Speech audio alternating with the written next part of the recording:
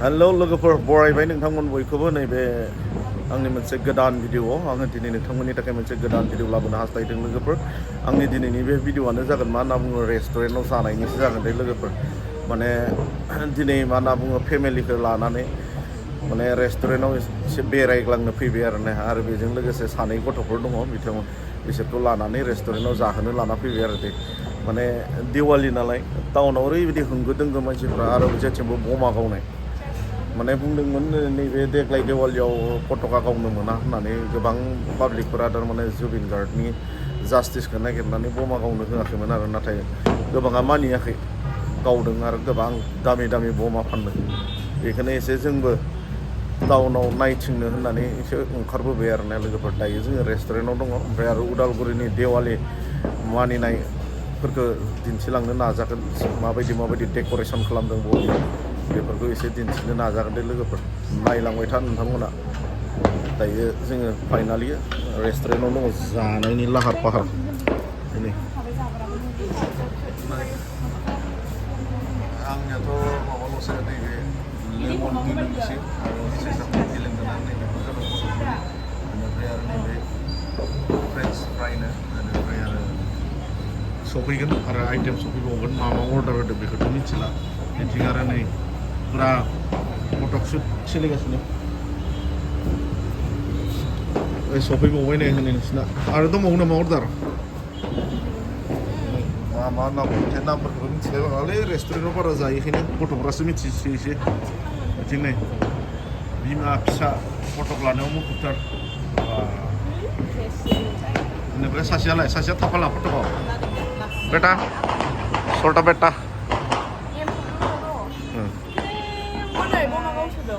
बिथिं नै माने जोङो बबे रेस्टुरेन्टआव फैदों नोंथांमोना हमदांनो हाखाबाय लकेसन माबाखौ नायनानै भिउखौ नायनानै बिदिनो देवालिनि फुरा होगासिनो धाम धुम जेथिंबो थाव नै उदालगुरिनि नुथाय दे लोगोफोर बियो नै बिदिनो देवालिनि फुरा साजायजोब्बाय बिल्डिंफोराबो जोंख्लाब माख्लाब जेथिंबो नोंथांमोनाथ' मिथिखायो नैबे जोंहा बेंक सारियालि सक आरोना नै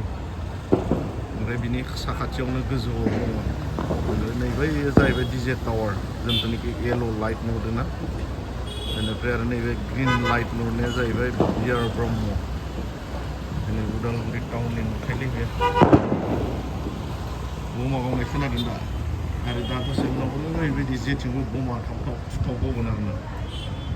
जोंहा बमा गावनाया बांसिन गलमा एरियाथिं जायो नैबे साहा बारा गाबगोन आरो बमाया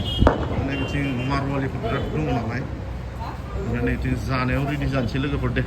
आङो दिन्थिलांबाय थानो नाजागोन जानायावनो थारमाने बाहागो लायाखै दाबो फटकआवसो इन्टारेस्ट होदों नै माने हिन्जावसा गथ'फोरनि माबायाथ' आरो बे भिडिअ'आनोसै इन्टारेस्टआ बांसिन बिमाया खेबग्रा नै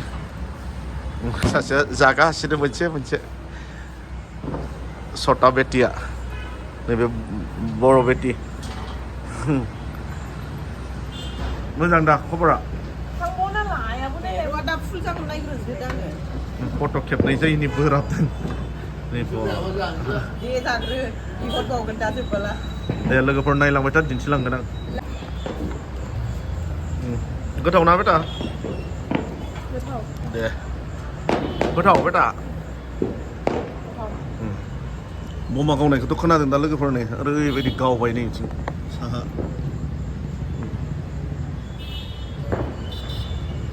आंनाथ' आरो नै ग्रिन टिसो जेबो मोनजाया जाहैबाय ग्रिन टिखौनो लोंसै ग्रिन टि नङालै माबासो लेमन टि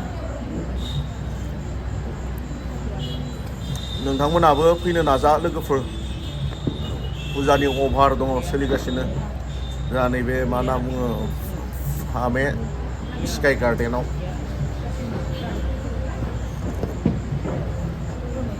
उदालगुरिनि टप रेस्टुरेन्ट होनना बुङोब्ला दा बेखौ बुंजायो आरो बर्थमान जायफ्रा आरो बाहेरनि आंनि भिडिअखौ नायदों नोंथांमोना माब्लाबा उदालगुरि फैयोब्ला नैबे फामे स्काइ गार्डेनाव हाबनो बावगारनो नाङा आरो खनसे फैनानै नोंथांमोना ट्राइ नायलां आरोना माबायदि मोनजायो ओरैनोथ' आङो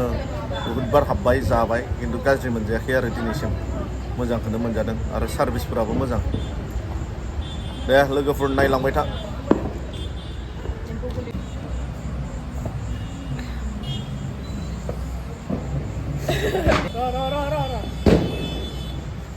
मुखुबथार जानायाव नै लोंनायाव बा सासे बिमायाथ' फट' गंसे बा मानिनांगोन सोब फट' नुबाय दा नै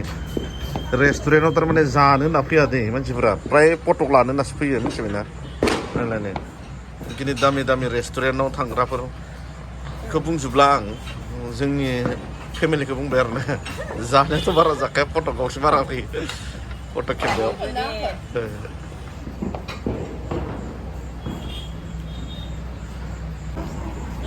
फाइनालि जोङो जाखांबाय लोंखांबाय ओमफ्राय दायो ओंखारलांनोसै आरोना लोगोफोर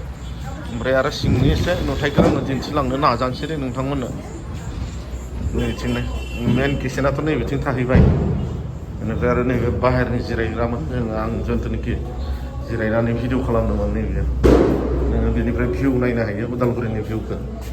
बेनिफ्राय आरो जोंहा मेन रेस्टुरेन्टआ नैबेनोसै माने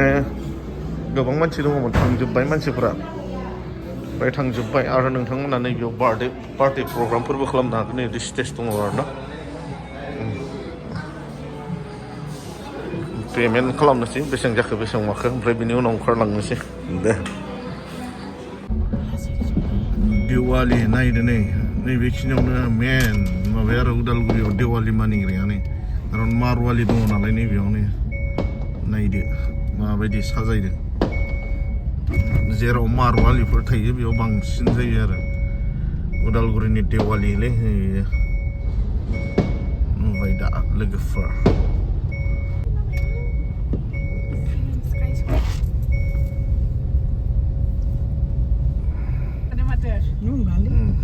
दिवालि नै पुरा जों क्लाब मा क्लाब जेरै जों ख्रिस्टमासाव होयो बिदि होजोब्बाय बिसोरबो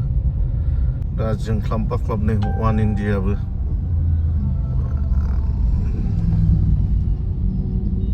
नैबे जाबाय नेपालि गामिनि नेपालिफोरनि दिवालि साजायो बिसोरबो खिन्थु देग्लाय खमलै जेसांबाबो माबायदि साजायो पुरा दिवालि नेपालिफोरा पुरा मानियो आरोना दिवालिखौ दिवालिबाथाय थाइसे मानियो न' लाइट सिगाङाव बिदि होआमोन खिन्थु दानियासो थारमाने होयोसै आरो ना बिसोरबो जिग जाग लाइट नुबायना सिगाङावबा जोंनि बर्डिनाव होनाय बिदि होयोसै आरो बिसोरबो दानिया ओमफ्राय दा नै लाइट कम्पानिफ्रा बिराद लाब नुबाय नै बिथिंबो पुरा नेपालि गामि ना पुरा जिग जागानोसै नै दे लोगोफोर अब्ला भिडिअखौ गोबाव खालामला आं बेसेबांखिनियावनो दोननोसै दिनैनि थाखाय बाय बाय टाटा भिडिअखौ मोजां मोनबायब्ला लाइक आरो कमेन्ट खालामनो दाबाव हरदो लोगोफोर दिवालिनि एसे गिदिंबाय जोंबो